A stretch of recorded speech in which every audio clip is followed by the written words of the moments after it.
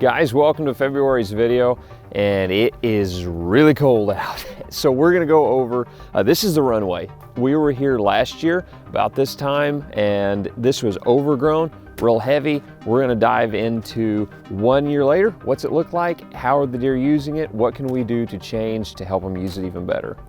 I've said it before, you'll hear me say it again, I will continue to say it. Help the deer do what deer want to do.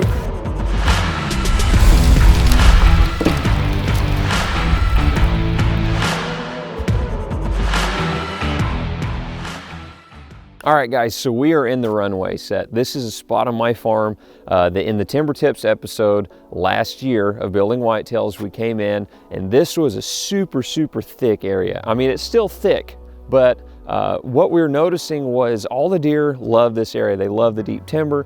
They love the ridge line up here where they can bed in the native grasses during the warm days.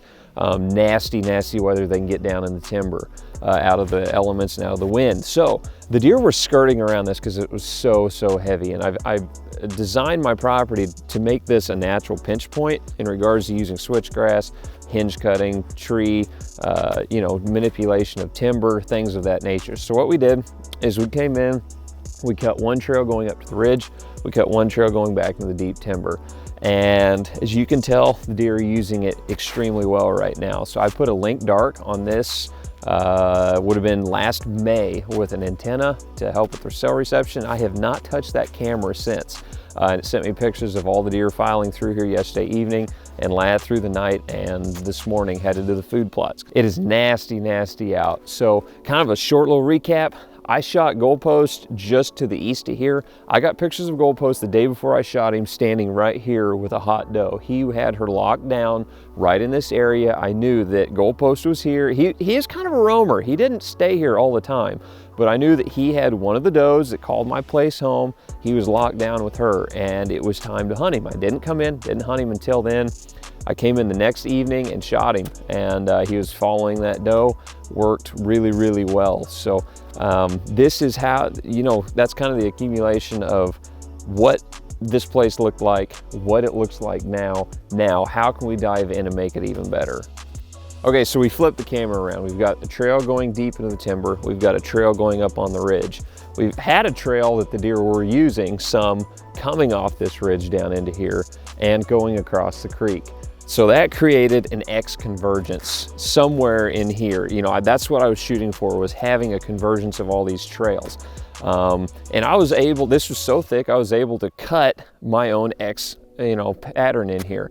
And we came in here, I picked a tree, a big oak tree. It's really conducive to hanging a tree stand in. It's got solid access and it's got a ton of cover. So so we sat at that tree. All right, this is the tree I picked. Let's build our plan down here based off of the anticipation of hunting out of this tree, because I did not hunt this spot in 2020. I anticipate to in 2021.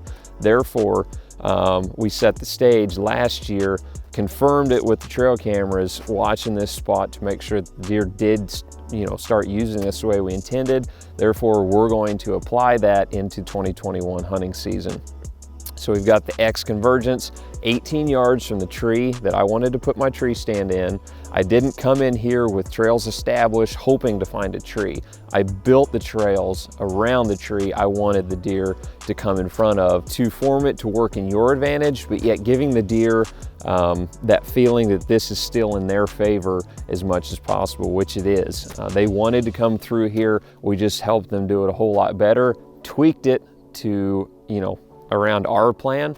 And so far it looks like it's going to work, and I can't wait to hang this stand and hunt this, because I had a ton of activity, especially mature bucks. I had more mature buck activity right here during daylight hours than any other spot on my farm. All right, so that brings us to a conclusion on February's episode.